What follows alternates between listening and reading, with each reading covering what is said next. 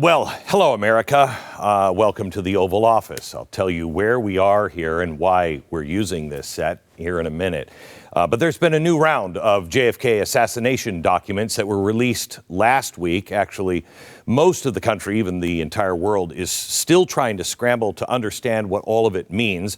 We're going to take a step forward on that tonight. And I'm sitting right here at ground zero. Ground zero of two major milestones, really, in the entire JFK assassination story. But first, let's start with the obvious. JFK was assassinated here in Dallas, November 22nd, 1963. That's 62 years ago. It's 13 miles away from where I'm at right now. The official narrative from the Warren Commission was that it was a lone gunman, Lee Harvey Oswald, that acted alone in the assassination of JFK. Case closed, nothing else to see, let's move along. But is that even possible? At the end of the show tonight, for subscribers only, we have recreated the Oswald shots with the same angle, the distances and timing, and even exactly the same gun with the same scope and the same ammunition. We'll get into that in just a second as well. We set up the entire scene at a ranch in Oklahoma. I took 3 shots. Subscribe to The Blaze right now, blazetv.com/Glenn. You'll see the entire thing, and we're going to have more on this as well tomorrow. Use the promo code Glenn, save $30 off your subscription. We found some things that we did not expect to find by firing in exactly the same angle. Is the gun and the shot, is it difficult? Is it easy?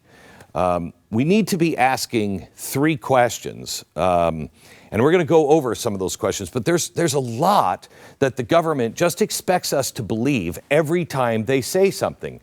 Even though it's now been declassified, the KGB said Oswald was, quote, a poor shot when he tried target firing in the USSR. This is the gun, the exact replica of the rifle that Oswald was using. If you saw my live stream last week, it's not easy to fire. It's not. It's a piece of crap gun. But never mind that. The government told us, and they're never wrong, Oswald was a poor shot with a crappy rifle. And he got off 3 shots in a span of about 8.3 seconds. Now, the first shot was the easiest. He missed by about 65 yards. That's easy, but he hit the other 2. I rack it up to nerves. Now, the second shot, dubbed the magic bullet, passed through Kennedy's upper back, turned upward, exiting his throat, and then turned again to strike Texas Governor John Connally. The third shot was the head shot. It was the kill shot. It struck Kennedy in the head from about 100 yards away. The poor shot with a crappy rifle, just like this one, pulled it off, and don't question it. Don't get suspicious at all that these rifles also use very specific ammunition.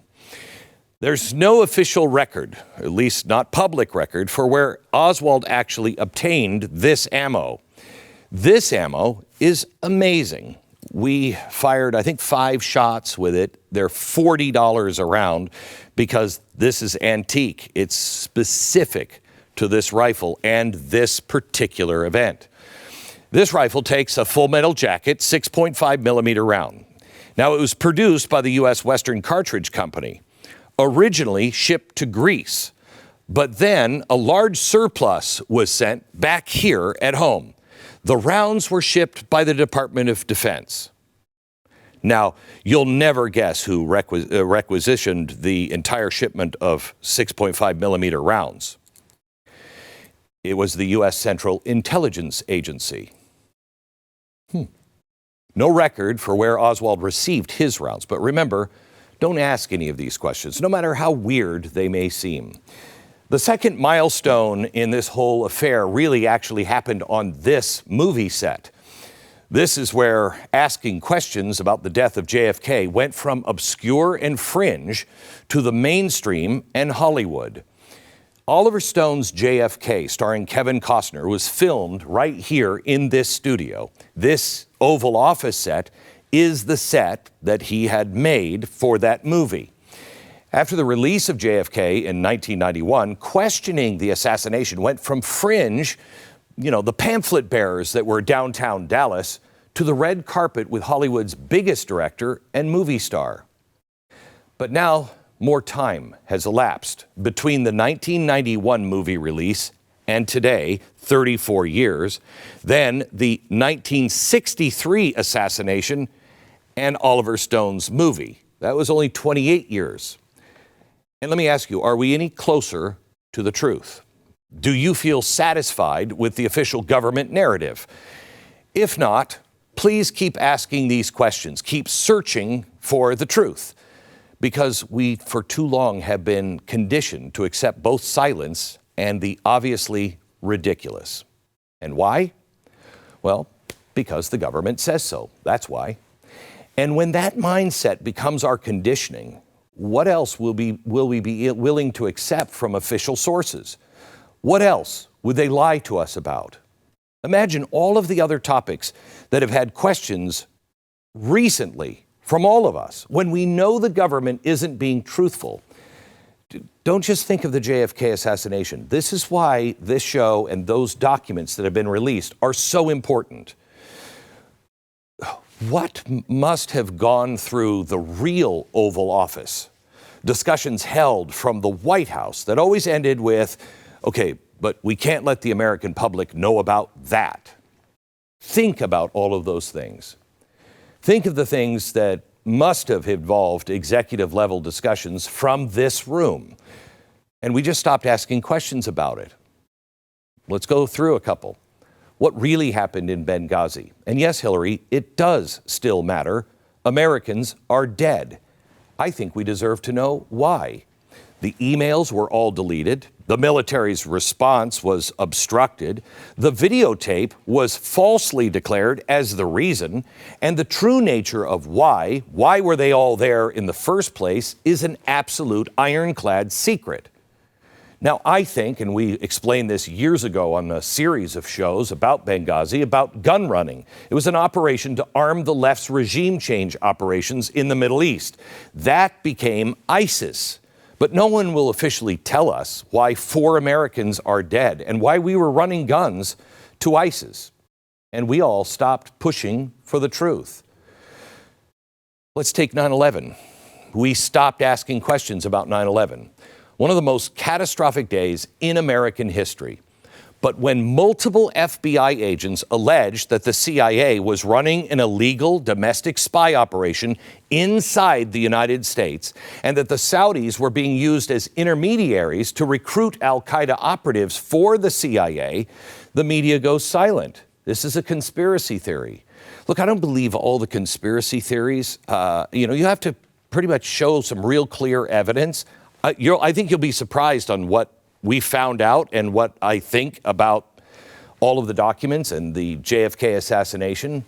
I'll explain it to you at the end of the show, what I think we learned from this. But I need some real evidence to believe some of these things. But because we have created this dark vacuum without any evidence, our minds all travel to places that they shouldn't. Or should they? Let me show you a couple of things. There's a declaration that alleges the CIA knew that 2 of the 9/11 hijackers were inside the United States, and they wanted to recruit them through an illegal domestic espionage operation. And they hid everything from the FBI. Documented. Are we not interested in that? Now, it doesn't make everything ironclad, but it is a concerning pattern of behavior from the largest and creepiest spy agency in America that's not supposed to be spying here in America. Now, if you're not curious about that, if we stop asking questions on that, then won't we roll over on everything? We'll roll over about finding out the truth on Russiagate and Donald Trump. We'll turn our heads as the White House, DOJ, FBI, CIA, and FISA all weaponized to meddle in a presidential election and frame the leading candidate.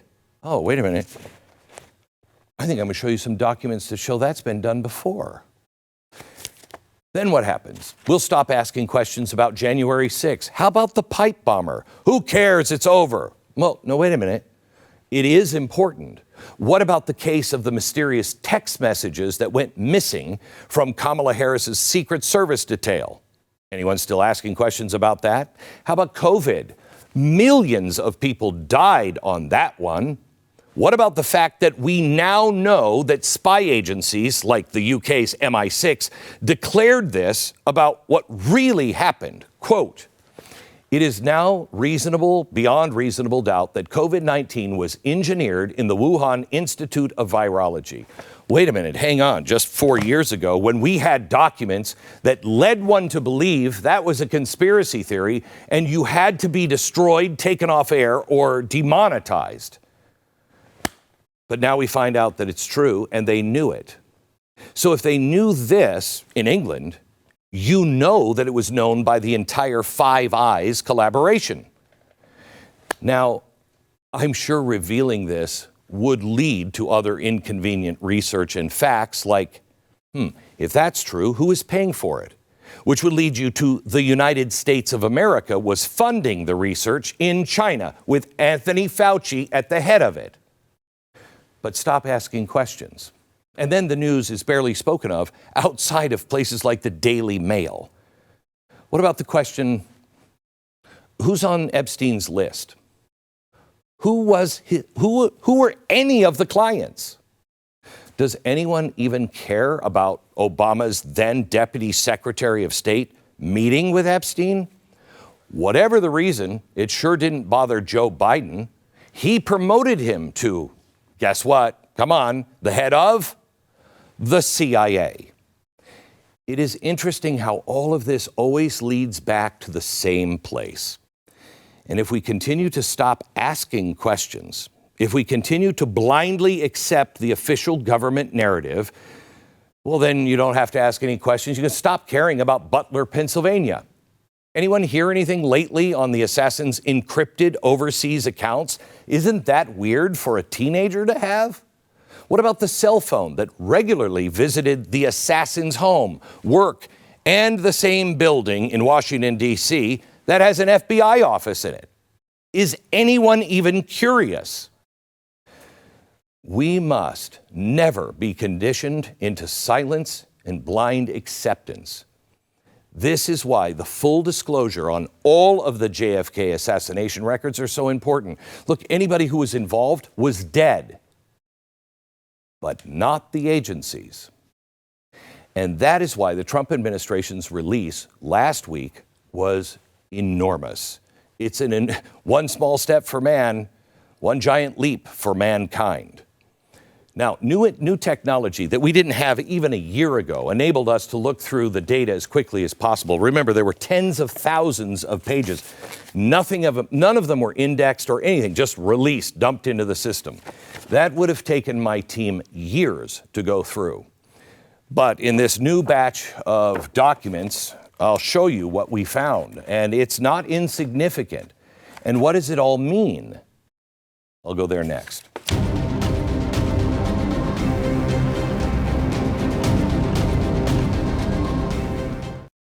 You've heard me talk about Relief Factor and how so many people have enjoyed a better, more pain-free life because of it. If you are dealing with pain every day, it makes sense that you want to try this. Please, just try it first. If Relief Factor, makes that pretty pain-free, well, try their 3-week quick start kit. It's $19.95. It's an easy, affordable way to see how it could literally change your life as much as it did mine. Relief Factor is a daily supplement that fights pain naturally. It was developed by doctors, and it's not just something that masks the pain temporarily. It helps reduce or eliminate pain. In fact, the longer you take it, the more effective it is. It's working with everything natural inside of you. Try the 3-week quick start. It's $19.95. It's less than $1 a day. It takes one phone call. 800-4-RELIEF. 800-4-RELIEF. Wherever you're having pain every day, get rid of it. You can feel better. And it's a better day because of Relief Factor. ReliefFactor.com, 1-800-4-RELIEF. So, for years now, we've been asking questions. Let me show you some of this piece of history. This is just a regular bell, right? This actually sat at the front door of the White House in the 1800s, where any citizen could walk in at any time and say, I demand to talk to the president. This is our house. The White House is the people's house. It's not the house of some king. So when we ask for answers, we should expect to get them. We should demand it.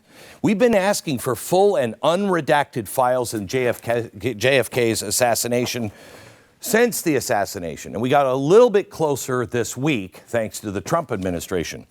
But even the JFK research nerds are admitting that so far we didn't get anything really, no smoking gun, if you will, in the latest release. If you're looking for who in this mystery, but we're not getting that. But if you're looking for what in this recent release, which we have been, what has been going down? What are they trying to protect? What is the source of most of this mess? I think it's the eyes and ears of the United States, the American intelligence community. And this new release has brought into light some extremely troubling activity from organizations like the CIA. And failing to release all of the information for so long has enabled them to run completely out of control for over half a century. If we had all of this released, everything that we know, it had been released back in the 60s, I want you to listen carefully because this is true. We may not have had 9/11. We may not have had Benghazi. We may not even had Epstein. But before we get into some of the stuff that was released, I want you to consider this. Every time a new president comes into this office, he promises disclosure. And every time he does that, the CIA runs in and stops it. Why?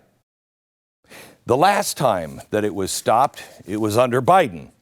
And who ran into this office? The head of the CIA, William Burns. Now, this is the letter he wrote, okay? He begged Biden, please protect the CIA intelligence methods. Wait a minute, methods and procedures, we don't know those? Huh, they're the same as the 1960s? When you see what we found in these documents, that should disturb you. And I did mention William Burns earlier in the show, didn't I? Sounds familiar. Oh, yeah. He's the guy that met with Epstein, not once, but 3 times. That William Burns. Now we have him begging Biden not to release this latest trove of JFK files. I wonder why. Are CIA methods and procedures from the early 1960s so precious and groundbreaking and important? No. So what is it they're actually afraid of? Really? I want to show you some of this stuff. My staff spent about a week just downloading all of the files from the recent document release. Then they went to work. They're so tired. Everybody on the staff is so tired. They compared the data, which is mostly old data, and compared it to all of the other official releases over the past few decades. Then we took something we wouldn't have been able to do a year ago, and we fed all of this into AI. And then we asked AI to compare and to speculate who the most likely person, group, people that were involved in the assassination of JFK. What's the most likely scenario? Well, it gave 6 possible scenarios. Number 3 through 6 were the Cuban government, the anti-Castro Cuban exiles, organized crime, and the Soviet Union. Now, all 4 of those received the likelihood of only low to moderate. So there's not much evidence that points to any of that. The number 1 was Lee Harvey Oswald, with a likelihood rating of high. Okay. Now here's where it really gets interesting. Number 2, right there with Oswald, is a category it identified as rogue CIA elements. It received a likelihood of moderate to high. In fact, its probability rating was just 20 percentage points off of Oswald. Now, if that's anywhere close to being the truth, and I'm a sleazy CIA director, I probably want to run into the Oval Office and say, Mr. President, please don't release any of those files. Please, here's a letter that shows you why you shouldn't release those files. But even if that's not true, there are documents that show the CIA has been acting that irresponsible to even give the appearance that the CIA is this dirty. I'd cover it up too, and we have those documents. So what was the CIA up to in the 1960s? Well, let me show you some of these documents. This new document release, taken with all of the other releases, paints an interesting picture, and I have it over here on the chalkboard. It is JFK's war with the CIA. I think we can safely say that Kennedy and the intelligence community were at war following the spring of 1961. That's 2 years before Kennedy was shot. You had, first of all, the Bay of Pigs fiasco. It set a dumpster fire in the CIA, and Kennedy was lighting that fire. Here's a memo that is dated just 2 months after the Bay of Pigs. It's very well known to the JFK assassin researchers, and it was re-released last week. It's from Kennedy's advisor, Arthur Schlesinger. This is really an important document. It's the lowlights of the CIA and how they were spreading chaos through the use of covert action and paramilitary warfare. The appearance is that Kennedy was gearing up for a major shakeup with the CIA. JFK jumped with 2 big counter moves against the CIA. He went against their leadership and the way they funded their operations throughout the world. So what did he do? He went and he fired Allen Dulles. Allen Dulles, Dulles Airport, named after him in Washington, D.C., he's the head of the CIA. He's the guy who started it all. And then he moved on to how they financed their chaos. The publication Shield is interesting. The Shield was used by employees of the International Cooperation Administration. It's called the ISA. This was the financial arm that funded the foreign assistance and non-military security programs. It was established to spread U.S. interests throughout the world during the Cold War, and it was immediately accused of being nothing more than a CIA cutout. Wow. That sounds a little like USAID, doesn't it? This is why this matters. The mysterious forces that are trying to fight the Trump administration to leave USAID alone. Do you want to guess what organization was created to replace the ICA back in the 60s? Yep, USAID. You see, that's why these documents, even though they don't tell us who killed him, leads us to believe, yes, it was a lone wolf. It was Oswald. But what is much more important than who? Because some things never change unless you question relentlessly. That's why questioning history is so important. That's why I've said never, ever give up. Always ask questions. Question everything. So, what was the CIA really up to in the early 60s? Were they really out of control? Because that's what these new documents reveal, and they reveal a lot. This release document here shows a failed CIA mission in Havana, Cuba, where CIA operatives were caught by the Cubans and arrested. Did you ever hear about that? Here's another document. This document that was released talks about the CIA's infiltration of American journalists. Sound familiar? This is how they manipulated public opinion and gained access to the people through their sources that include the Attorney General Robert Kennedy. The CIA was all over U.S.-based operations here in the homeland. That is illegal. It was then, it is now. This all included the infiltration. Here's another document. The infiltration of American businesses like Pan Am, the global airlines. The CIA's wild overstep included secret wiretaps As this newly released document describes, this specific meeting was supposed to be attended by Attorney General Robert Kennedy. The CIA clearly had no boundaries, and that included the surveillance of a major presidential campaign. No, I'm not talking about modern history and Donald Trump when they wiretapped him, even though that's what's happening. We all know that this was just business as usual now. The CIA has always done this crap. Here is the latest document on wiretaps that was just released. Shows the CIA was surveilling presidential candidate Barry Goldwater. Did you ever hear about that? Is anybody even talking about that one today? No, because they're all looking for the who, not the what. All of this stuff has been hidden from us, and we stopped asking questions because they used a very effective couple of words to get people to shut up. Conspiracy theorist. I know, I've been labeled one for years. We'll be labeled it again tonight because, you know, the Great Reset or the fact that the COVID vaccine was cooked up by a bunch of friends.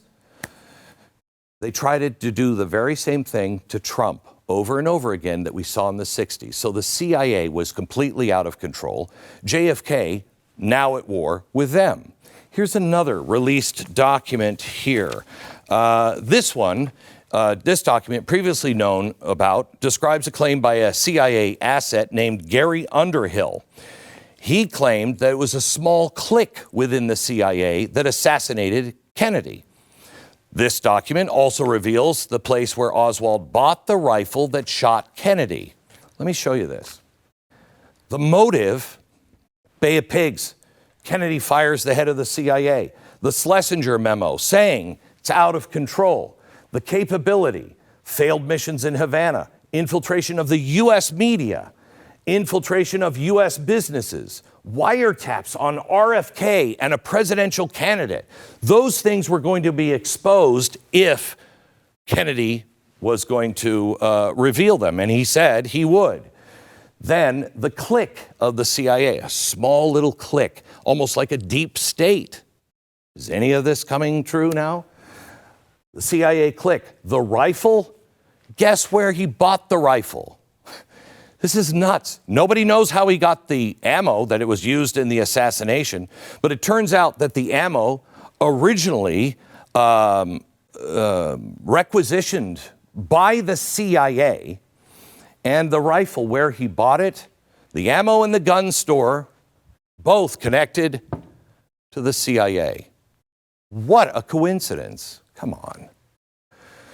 The newly released documents show the CIA had eyes on Oswald from the moment he left the Soviet Union. They followed him in Helsinki. The documents show it. They had tabs on his pro-Castro group in New Orleans. These documents now show it. They took photos of him when he was at the Soviet embassy in Mexico City. The documents prove it. It looks an awful lot like the only time they didn't know where he was the day of the assassination. Weird, right? Another group that we've heard for a long time had ties, but we didn't know, was the ties to the assassination and the mob. There are documents that came out just last week. In fact, right here, we have the documents of the CIA and the mafia. Shows the CIA was using the mafia to explore other kinds of assassinations in places like Cuba. This would explain the CIA cliques connected to people like Jack Ruby in Dallas. These documents, some new, some old, show motive. They show a capability of an absolutely out-of-control CIA. It's showing the connections to people like the mob and Oswald, as well as the weapon and his ammunition. So, was the CIA involved? Were they responsible? Maybe even just a small offshoot of a deep state in the CIA? Well, artificial intelligence, and you can't believe everything artificial intelligence says, but it can process things faster than my team can, working 24 hours a day. They give this a moderate to high probability. And I think so too. But if that's true, were they acting on their own? Were there any strings higher than that? Well, my next guest we were skeptical of at first because we wanted to see the evidence ourselves. We wanted to see it, not just hear it. He has a very convincing theory. He's coming up in a minute, and my very next guest kind of knows because he's been around this the whole time. I'll share his theory with him next.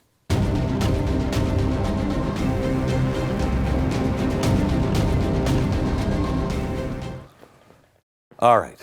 Can we talk for just a second about emergency preparedness? We live in a world that is constantly changing in ways we don't see coming.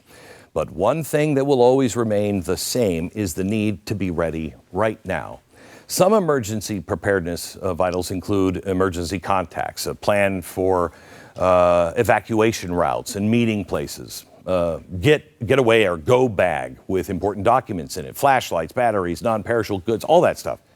You really need that stuff, but you should also really consider having a Jace case as part of that equipment as well. And I don't mean like in your go bag for a panic. I mean, we're going on vacation. We're going into the mountains to hike. We're doing something like that.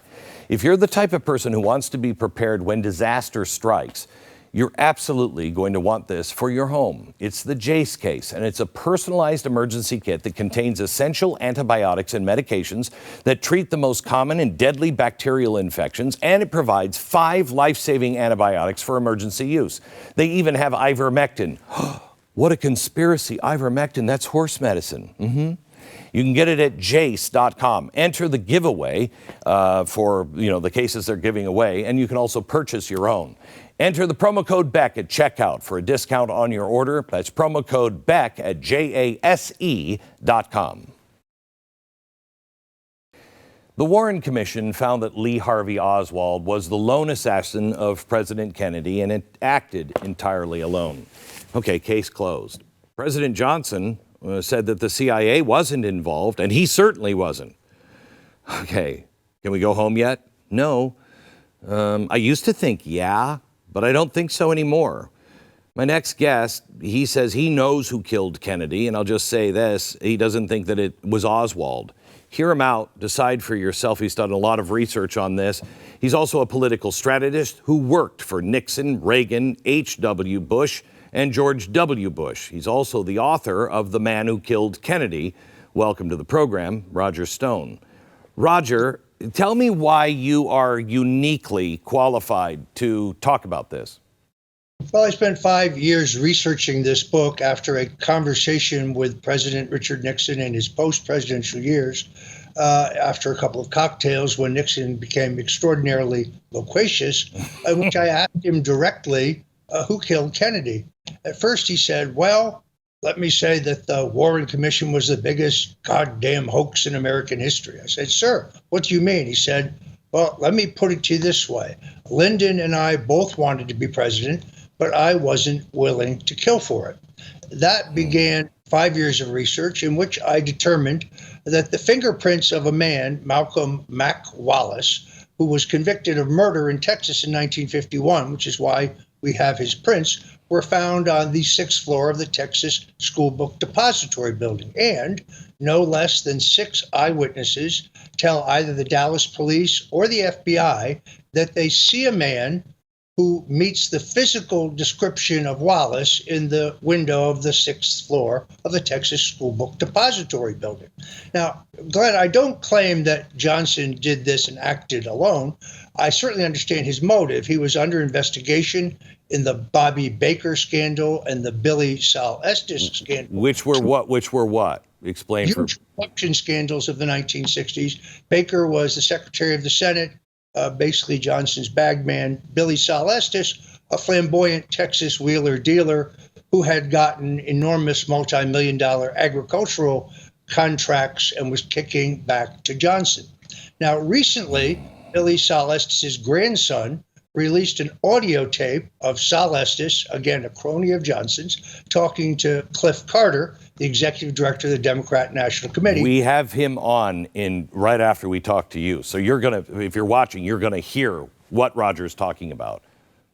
So I still believe that there was I hate this word, conspiracy. Let's call it a plot. Yeah. The Central Intelligence Agency clearly plays a role here because of their opposition to Kennedy over what they believe was the bungling of the Bay of Pigs invasion. Right. Also, the dissembling over the Cuban Missile Crisis. We're told that Jack and Bobby bravely faced down Nikita Khrushchev, but 50 years later, declassified documents tell us that we removed our missiles from Italy and Turkey in return for a pledge from Khrushchev to remove his missiles from Cuba, which did not include on-site inspection. But the other glaringly missing thing here, Glenn, is the House Select Committee on Assassinations in the late 70s, after an exhaustive investigation, concluded that organized crime had played a significant role in Kennedy's murder. Yet none of the documents that have been released reveal that. Specifically, there are the audio recordings of mob boss Carlos Marcello that were reviewed by the Assassination Records Review Board, in which Marcello bragged about his involvement in Kennedy's murder, both before and after the assassination. And then, of course, there's Big Texas Oil, which I think paid for this. Lyndon Johnson has motive, means, and opportunity. And I believe there's eyewitness evidence, fingerprint evidence, deep Texas politics that build this narrative. He also, as the Senate Majority Leader, takes the unusual step of appointing himself to the Subcommittee of Defense Appropriations, where the CIA's black box budgets have been prepared. He's the paymaster for the CIA. And of course, famously, he was the next door neighbor of FBI Director J. Edgar Hoover, who faced mandatory retirement in 1964 without a waiver from whoever was president. So I think I've made a pretty compelling. I think so. Yeah, I think you have. Because of the time restraints of this part of the program, the next two interviews in full are available at blazetv.com. Make sure you watch the entire interview, both of them, right now, blazetv.com. Back with more in a minute. I have to tell you, Medicare costs are a silent thief. Thousands of your dollars just vanish if you pick the wrong plan. I have been learning about this because I had a few people in my office a few weeks ago. They're from Chapter, and they were explaining how their parents were just bled dry because they signed up for the wrong, and they did it the right way. You know, they saw an ad on TV and they were like, oh, I've got to call these people. They'll help us. Those people, almost all of them, are incentivized by the insurance companies to get you into gap insurance and everything else. And gap insurance might be right for you, but you have to know. Chapter is different. They're the people that I've met with. They founded it again specifically because their parents got taken in with terrible Medicare programs, and they don't want to have that happen to you. And they're big, high-tech people that know the answers are out there, but the government and the insurance companies have made it so confusing, so it's to their advantage. These are licensed advisors with no hidden agendas. Other medical care advisors might cherry pick plans that pad their pockets. Chapter will put you first. Before you do anything, dial pound 250, say the keyword Chapter. It's pound 250, keyword Chapter, or go to askchapter.org/Beck. Do it now. If you're watching this program on any of the networks that run this program, to stay in time for those networks, we have had to do a lot of tricks here and cut down some of these interviews and then also paste it at the end. So if you're a Blaze TV subscriber, you'll see it as it was actually recorded. And what you'll see in just a few minutes, if you're at Blaze TV, is us recreating with exactly the right angles. Our wind speed was a little faster than it was on that day. Experts say it was a little more difficult. Could I do that shot? Never shooting the gun before. You'll see. And we came at the end, and one of the experts said, I want you to look at something. And we're still checking with the Warren Commission because we discovered something that doesn't make any sense at all if you believe that Oswald shot President Kennedy. Now, We've got the theory just there that LBJ was involved. What was his motive for involvement? And is there any proof whatsoever? Well, I saw something from Alex Jones. He featured a guest that claimed to have some proof, never before heard audio, of a conversation between close associates of LBJ. Listen to this. Well, Saul, it's been a pretty touch and go situation. Lyndon and I have had quite a few unpleasant words here lately over the deal with that he hired Mac Wallace to assassinate the president. It's been hectic in every way, but we've lived through it this far, and I guess we'll continue to do so. Lyndon should have never issued that order to Mike, but we've had our differences, and I'm a true blue to Lyndon, as I've always been, and tried to carry out every order that he'd ever given me. But this is one I'll probably never be able to forget. So this is explosive, but in today's world, is that real? Is it AI? What you heard was audio of Clifton Carter, the former executive director of the Democratic National Committee. He was a close associate with LBJ. He's talking to a man named Billie Sol Estes. You hear Carter claiming that LBJ hired another guy, Malcolm Mac Wallace, okay, to kill Kennedy. The audio sounds convincing. I didn't want to take anybody's word for it. I heard that with Alex Jones, and I thought, if that's true, that's crazy. We have been working with the owner of the tape. He's here with us to examine all of it. And we wanted to actually hear the whole tape and see it, not a digital copy, the actual tape. He's going to play that for us here in just a minute. I am convinced, as much as I can be, that this is an authentic recording. Here is part of the statement that we got from Dory Wiley, historian and JFK assassination expert. I've known about these tapes for years. I believe them to be genuine. The voices sound like Billie Sol Estes and Cliff Carter from the sources that I have heard. It's important to point out this expert had only listened to the digital files. Nobody has heard the actual tape until now. Joining me now is Shane Stevens. He is the grandson of Billie Sol Estes, one of the voices you hear on the tape, who made the recording. Shane is now the owner of the tapes, and he's going to play them here live for the very first time. Good to see you, Shane. Thank you for coming on. My pleasure, absolutely. Why are you so convinced that these are true, and why has it taken you so long to bring them out? Great questions, and I've heard, just like you heard Roger Stone saying and Dory Wiley saying. Yeah. My granddad, he tried to release the truth in 1984, and frankly, he was potentially going to release the truth earlier, all the way back to the 60s. But based on threats to his life, and he actually did have an assassination attempt in 1962, I believe. The other two people that were indicted with him, both of them died very mysteriously. So he was concerned about releasing them. He was really just holding them as I think they call it a dead man's drop. Mm-hmm. So that way, if something ever happens to him, right, these are going to come out. When did you become aware of them? How old were you? I was born in 1976. Yeah. And it was probably maybe 1986, maybe I was 10, 12, 13, somewhere in there, that we started hearing these family stories. And it wasn't long after my granddad got out of prison, we started learning a lot more about our family history that we previously did not know. Why was Granddad in prison? Right. Right. Yeah. So as the kind of story progressed, we started hearing all these things.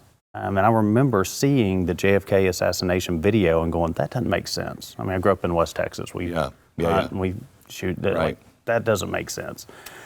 And then I found out my granddad supposedly knew who killed him. We're like, that's not real. Right. You grew up not believing it. Right. And then I heard that he took the fall for LBJ and was in the midst of all of that scandal, and you don't know what to believe.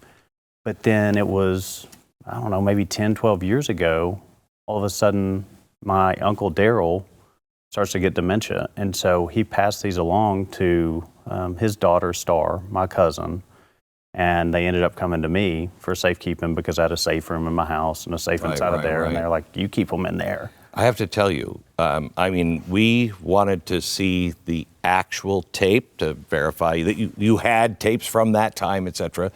And you pulled them out, and they're in a little baggie. Do you happen to have that? I do. Pull them out in a little baggie. You terrified me with this. They're very old. Yeah. Take them. So he comes to the studio, and you've only been presenting the digital form. Right. And you came to the studio with this little... Please take them out of the little baggie and let us help you preserve them, because this is game changing. And I want to play it directly from the cassette, so everybody knows what you heard before is it. You want to play? We will. All right. So we've got it rewound, and I hope it does not fall apart. But here we go. Lyndon and I have had quite a few unpleasant words here lately over the deal with that he hired Mac Wallace to assassinate the president. It's been hectic in every way, but we've lived through this far, and I guess we'll continue to do so. Okay, so we've heard the rest of it. What I heard immediately after this was your grandfather had a vendetta against LBJ, and everybody had a vendetta, and this was just two guys cooking something up, I guess, for future generations to come out with it. How do you respond to that? Yeah, I mean, to me, I'm not a psychologist, but it doesn't make sense. If you're trying to avoid getting killed by somebody, you don't record things that you would be lying about to prevent them from killing you. Right. It seems like the opposite. So tell people, why was your grandfather in prison? So it was a few different things, and that's a much more complex story, and I've learned so much about that, which is just fascinating in itself. But at that time, politically, there was a huge rift between the Kennedys and Lyndon. And that anybody that knows that time and that era knows that the Kennedys were trying to get Johnson off of the ticket. They wanted him out of there. Well, they were going after Billie Sol Estes, my granddad, because him and Bobby Baker were both involved in scandals. Okay, so I'm going to pick this up in just a second. If you're happen to be watching on linear, we're going to have to take a break. We'll see you tomorrow. But make sure you watch this on BlazeTV, so we also have the stuff with the gun and more with you. Thank you. Yes, sir. So I'm at the Side-by-Side Ranch in Oklahoma, and we tried, what was it, last Thursday? Just a few days ago, with the exact copy of Oswald's gun. Fire! It's not, I would have had that one. As I said, when we started that, it's a crappy gun.